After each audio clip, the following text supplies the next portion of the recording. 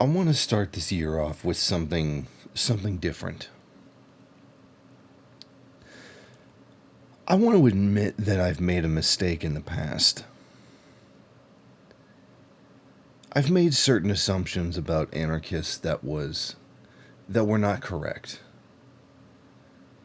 To put it shortly, I confused a lot of the petty children on the internet with, the real anarchists down on the street level, the squatters, etc. And I shouldn't have done that. I should have acknowledged that there was a difference.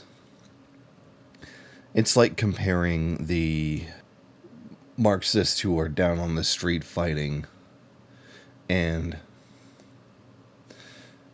Marxists on Reddit. There's a big difference between the two. And if I can acknowledge the difference between those two different types of Marxists, then I should be able to acknowledge the difference between those two types of anarchists. There's the anarchists that are down, like I said, down on the street, that are fighting, undermining, even hiding illegal immigrants from the police, etc., doing like real work. And then you've got the, middle and, upper middle class little narcissists on social media and whatnot, running around pretending they're like hardcore revolutionaries or something. And it's important to make that distinction between the two, and that's something I didn't do in the past.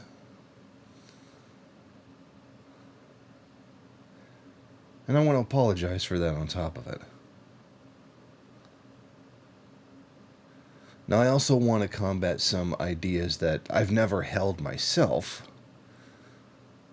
but they are floating around out there and they should be combated. There's some kind of notion that Marxists should join forces with Nazis to take down anarchists. And that's dumb. Not even just reactionary, it's just dumb.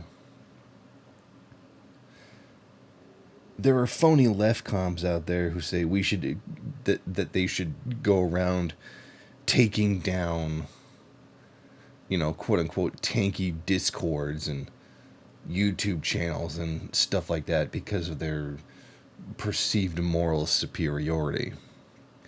I don't think really anything good is going to come out of helping the state censor dissenting voices.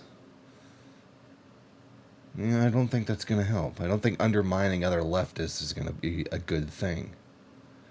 And the people who advocate that kind of thing are shameful.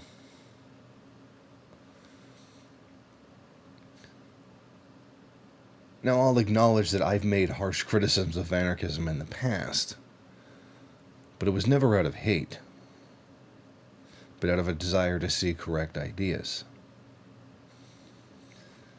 Now, anybody who's watched me for any significant amount of time knows that I took the side of the anarchists over the non-violent COINTELPRO that has weakened Black Lives Matter. Yes, and the problem with Black Lives Matter is that they take George Soros' money and pump identity politics into their whole spiel, while they end up forgetting the black people that they were supposed to be protecting to begin with. And that's not really a commentary on the people in Black Lives Matter, but the taking of Soros money that a lot of the sellout leadership has been doing. And we can be united in the idea that gun control was, always has been, and always will be a right-wing idea. And I would count liberalism as a right-wing ideology. Reagan took away the guns from people as the governor of California. Gun control has been a right-wing thing, not even centrist. Not even centrist. Leftists, actual leftists, not liberals trying to pose as leftists, like Cenk Uygur and other such people, or Bernie Sanders, or Elizabeth Warren.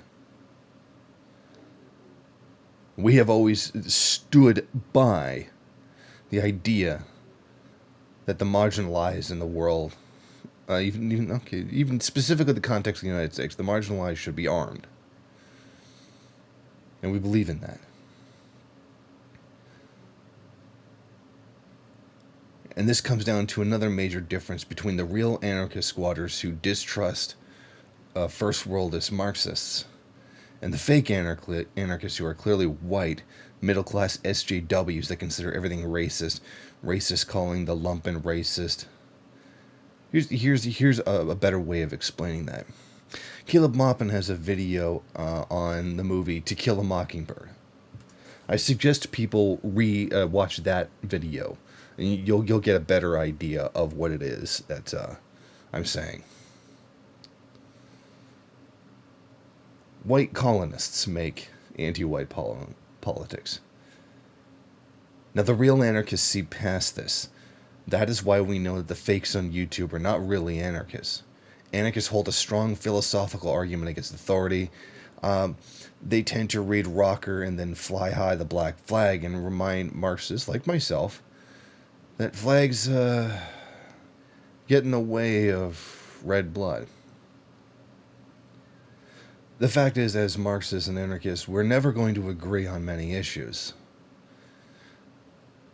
But we shouldn't let this water down our ability to organize with each other in the first world. And I think that I have always said that I don't believe revolution is going to happen in the first world. But there is work to be done. I've never denied that there are things that need to be fought, that there are things that need to be organized and fought for in the first world. One of those being, obviously, combating Nazi rallies in public, to put it in a way that'll be most acceptable to YouTube's terms of service, let's just say. And that's always been an important task.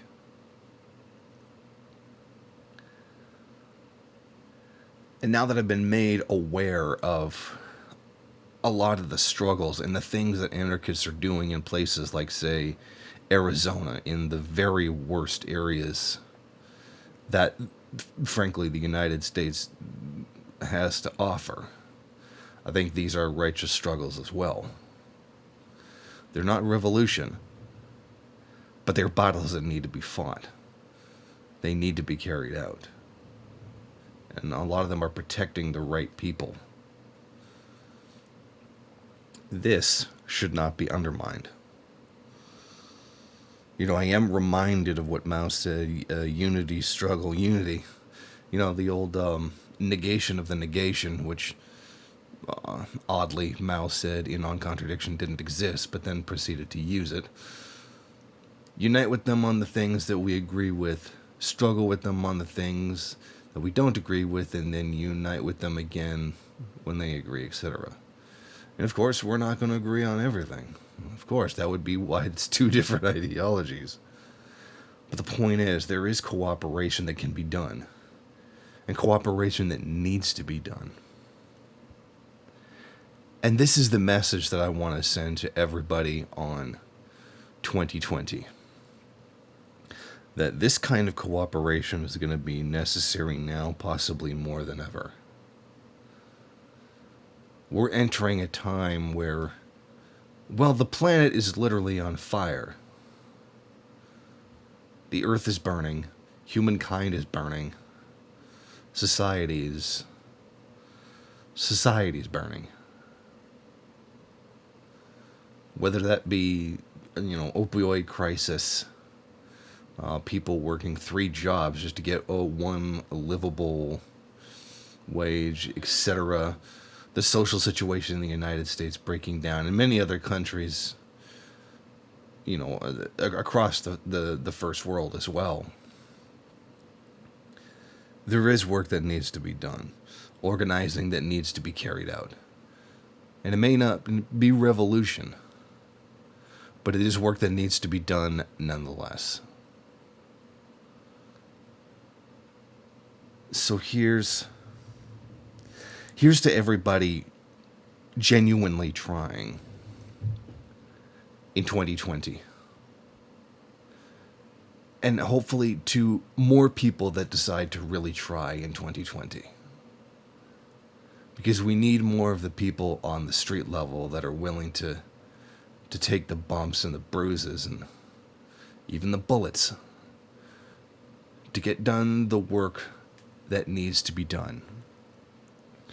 And it's very important in the end to remember the difference between those in the streets that are taking the worst of conditions to fight for the most righteous struggles, and the pampered little crybabies on social media, middle-class SJWs trying to pass themselves off as anarchists, and their little narcissistic vanity projects.